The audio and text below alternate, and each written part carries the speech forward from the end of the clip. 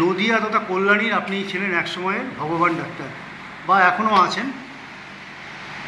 যেহেতু আপনি কল্যাণী জেএনএম হসপিটালের সুপার ছিলেন, সেহেতু আপনি আপনার কাছে যারা আসতো, যেসব রুগীরা আসতো, আপনি কাউকে ফেরাতেন না। বলুন মুর্শিদাবাদ বা যে কোনো জায়গার থেকে আসলে পরে আপনার কাছে চলে আসতো সোজা, আপনি তাদেরকে দেখিয়ে দিতেন আপনার সুপারের ঘরে বসে, যেটা আপনার ছিল না। সেই কর্মকাণ্ডর সঙ্গে যুক্ত ছিল আপনি বিভিন্ন জায়গায় গিয়ে ফ্রি ট্রিটমেন্ট করতেন।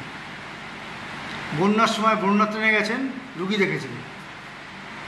এরপরে আপনার পদোন্নতি হয়েছে, পদোন্নতি হওয়ার পরে আপনি বিভিন্ন জায়গায় সরকারি দপ্তরে আপনি কাজ করেছেন, তার মাধ্যমেও আপনি কিছু না কিছু করেছেন। আপনি কি এখনও কি সেই কর্মকাণ্ড অব্যাহত রেখেছেন? কথাটা তো ঠিকই, তুমি যা বলছো যে আমি গরিব দুঃখী মানুষের পাশে দাঁড়িয়েছি সারা জীবন। একটা ভিখারি মানুষও কখনো বলতে পারবে না আমার কাছে সে ফিরে গেছে। তাদের পাশে দাঁড়িয়েছি, বিপদ আপদে, কারো অপারেশন, কারো চক্ষুর অপারেশন, কারো চিকিৎসা, কারো ডাক্তার দেখানো, ওষুধপত্র সাধ্যমতো দিয়েছি সরকারি চিকিৎসার মধ্যে থেকে। সারা জীবন ধরে করেছি এবং আগামী দিনেও করবো। যতদিন বেঁচে থাকি মানুষের, দুস্থ মানুষের পাশে দাঁড়িয়ে চিকিৎসা করব, তাদের পাশে দাঁড়াবো, তাদের সার্ভিস দেওয়ার চেষ্টা করবো। তবে তুমি আমাকে যে ভগবানের সাথে তুলনা করো, ভগবান আমি নই, আমি রক্ত মাংসের একটি মানুষ। সত্যিকারের আমার গায়ে রক্ত মাংস আছে। আমি মানুষের জন্য পাশে দাঁড়িয়ে সারা জীবন কাজ করতে চাই। ছোটোবেলা দুবেলা ভাত জুটতো না, খুব কষ্টে গরিবদের সাথে সংগ্রাম করে মানুষ। মাকে যখন বন্যা হাসপাতালে ভর্তি করলো সাপে কামড়ে, বাবার পকেটে একটি পয়সা ছিল না। আমি দেখেছি মানুষরা কত অসহায়, মানুষের চিকিৎসা করতে আসা মানুষের হাতে পায়ে ধরে, একে ওকে ধরে টাকা পয়সা ধার করে হাসপাতালে চিকিৎসা করতে আসে। তারপর থেকে ভেবেছি যদি জীবনে ডাক্তার হতে পারে, দুস্থ গরিব মানুষের পাশে দাঁড়াবো, তাদের বিনা পয়সা যাতে চিকিৎসা পায়, সেই জন্য আমার সরকারি চাকরি নেওয়া।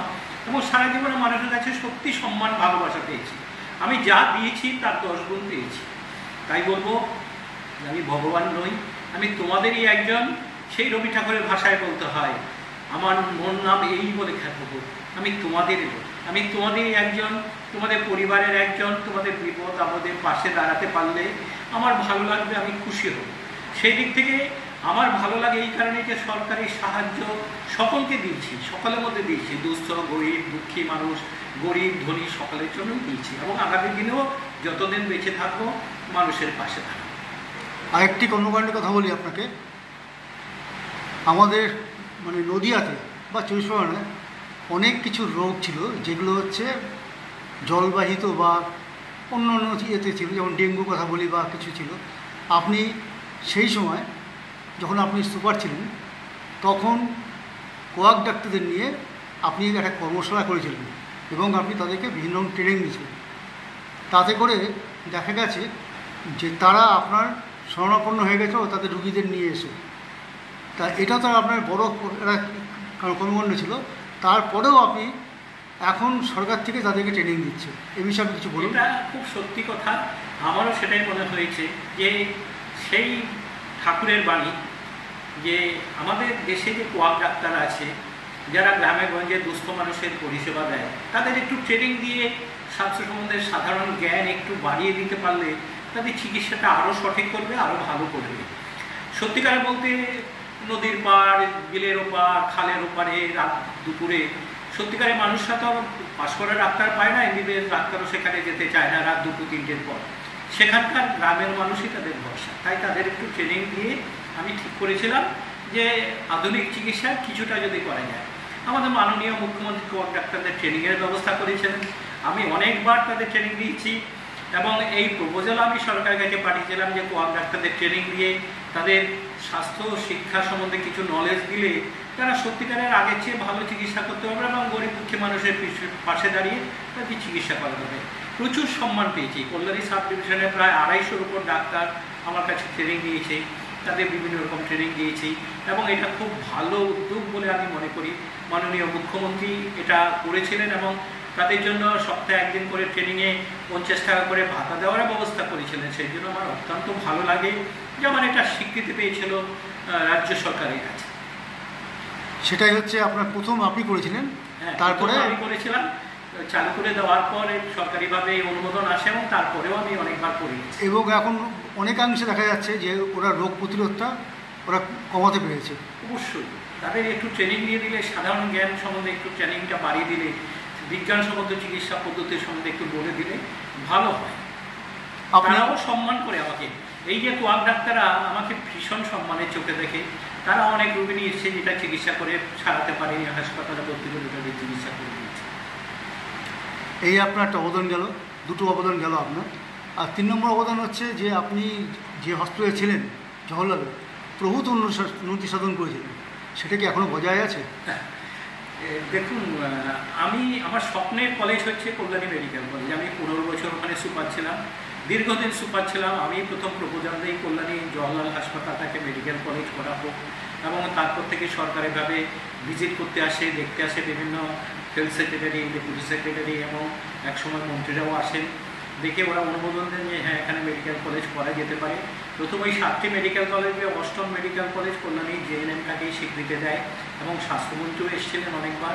এসব করার পর যখন মেডিকেল কলেজের প্রথম ভিত্তিপ্রস্তর স্থাপন হয়, সেখানেও আমি মন্ত্রীকে দিয়েই করিয়েছিলাম, এবং শুভ উদ্বোধনে আমাদের মন্ত্রী ছিলেন, এবং এভাবে মেডিকেল কলেজ তৈরি হলো। আস্তে আস্তে সেখানে স্টুডেন্টরা ভর্তি হলো।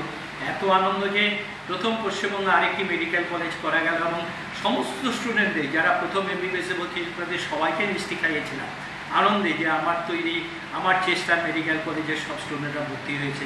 পরবর্তীকালে মেডিকেল কলেজ হলো, এবং কল্যাণীতে একটা বায়োমেডিক্যাল জেনোলজিস্ট নামে একটা জিন গবেষণা কেন্দ্র হলো, টিবি হাসপাতাল এবং তার পাশাপাশি জমি নিয়ে, এবং এটা ভারতবর্ষে একটা সেরা গবেষণা কেন্দ্র, যেখানে টিবি, ক্যান্সার, বিভিন্ন রোগ নিয়ে গবেষণা হচ্ছে।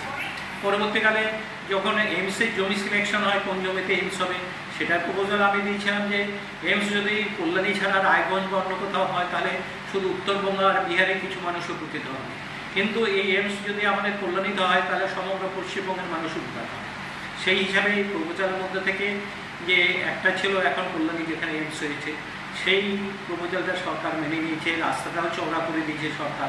আমার ভালো লাগে যে কল্যাণী এইমসটা হয়েছে, জীবন আমার সার্থক, মানুষের জন্য পড়ার সুযোগ আরও প্রশস্ত হয়েছে, এবং মানুষের জন্য আরও পড়ার সুযোগ হয়েছে বিভিন্নভাবে। সেই এইমস কিন্তু এখন প্রচুর রুগী আসছে বিভিন্ন জায়গা থেকে, এমনকি এইমস হচ্ছে বিদেশ 10টা থেকেও আসছে। মেডিকেল কলেজের সমান একটা এইমস 10টা মেডিকেল কলেজের সমান, এবং সেখানকার ডাক্তার, চিকিৎসা ব্যবস্থা, পরীক্ষা নিরীক্ষা পদ্ধতি অনেক উন্নত। তাই আমার স্বপ্নই ছিল কল্যাণীতে যদি এইমসটা হয়েছে, আমার স্বপ্ন সার্থক হয়েছে। তাহলে 4র্থ নম্বরটাও আপনি করে দিলেন। বাদ বাকি থাকলে হচ্ছে একজন আমাদের রুগী বসে আছেন, আপনার নামটা কি? আমার নাম রীতা সাহা। আপনি কি জন্য এসেছেন আমি এসেছি স্যারের কাছে? আমার হাড়ের সমস্যা দীর্ঘদিন ধরে। হ্যাঁ।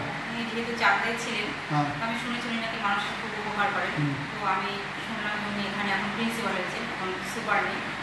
তো উনি নিজে সঙ্গে করে গিয়ে টিকিট কেটে আমাকে ডক্টর দেখিয়ে দিন। মানে উনি একদম নিজে সঙ্গে করে নিয়ে গিয়ে কেটে গেছেন? একদমই তাই। এবং আমি এখন আমার সঙ্গে আরও পেশেন্ট গেছিলেন, তাদের আরও পেশেন্ট এসেছিলেন? একদমই তাই। তাদের সঙ্গে করে নিয়ে টিকিট কেটে ডাক্তারের রুম দেখিয়ে দিয়ে উনি তারপরে আসেন এবং বলে দেন যার সময় একবার কি স্কেপ করেছে আমাকে দেখিয়ে দেবেন। তাহলে আপনার তো আত্মীয় নন? একদমই নয়। আপনার প্রেসক্রিপশনে ধরুন দেখি।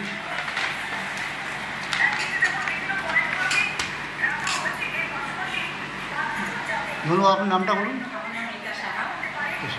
তাহলে আপনারা সবাই মানে ওখানকার নদীয়ার এরা আসেন স্যারের কাছে, আসলে পরে স্যার কিছু না কিছু করে দেবেন। একদমই তাই।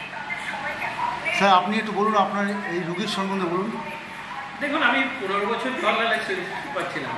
স্বাভাবিক হাজার হাজার মানুষ আসতো, তাদের পাশে দাঁড়িয়েছি, প্রতিদিন হাসপাতালে দুবেলা রাউন্ড দিয়েছি, প্রত্যেক রোগীর কাছে যেতাম। এখন মানুষ সে বিশ্বাস নিয়েছে, আজও রানাঘাট থেকে এসছে, শান্তিপুর থেকে রোগী এসছে, তাদের হাসপাতালে ডাক্তার দেখিয়ে চিকিৎসা ব্যবস্থা করেছি। এটা আমার ভালো লাগে। মানুষ ভালো থাকুক, সুস্থ থাকুক, বিপদ আমাদের পাশে দাঁড়িয়ে যে কাজ করতে পারে, এটা আমার সৌভাগ্য। ভগবান আমাকে এই যে সৌভাগ্য দিয়েছে, আমি মানুষের কাছে কৃতজ্ঞ। মানুষ আমার কাছ থেকে সেবা নিচ্ছে, পরিষেবা নিচ্ছে। এরপরেও কি আমাদের কি ডাক্তারকে ভগবান বলা কি অনুচিত হবে? ভগবান কিছুই নয়। একটা ছোট্ট জিনিস বলি, সেটা হচ্ছে আমি যদি মনে করি যে আমরা সিঙ্গুর এরিয়াতে প্রচুর লোকের পায়খানা বাথরুম বানিয়ে দিলাম, কারণ পথে ঘাটে যেখানে সেখানে পায়খানা করলে মানুষের মলবাহিত রোগগুলি ছড়ায়, জন্ডিস থেকে শুরু করে অন্যান্য ওষুধগুলি ছড়ায়, ডায়রিয়া, ডিসেন্ট্রি, কলেরা সমস্ত ছড়ায়। কিন্তু 1 বছর 2 বছর বাদে আমরা সার্ভে করতে গিয়ে দেখি অদ্ভুত, সেখানকার লোকেরা সেই পায়খানা ব্যবহার করছে না, তারা সেখানে ছাগল বেঁধে রেখেছে।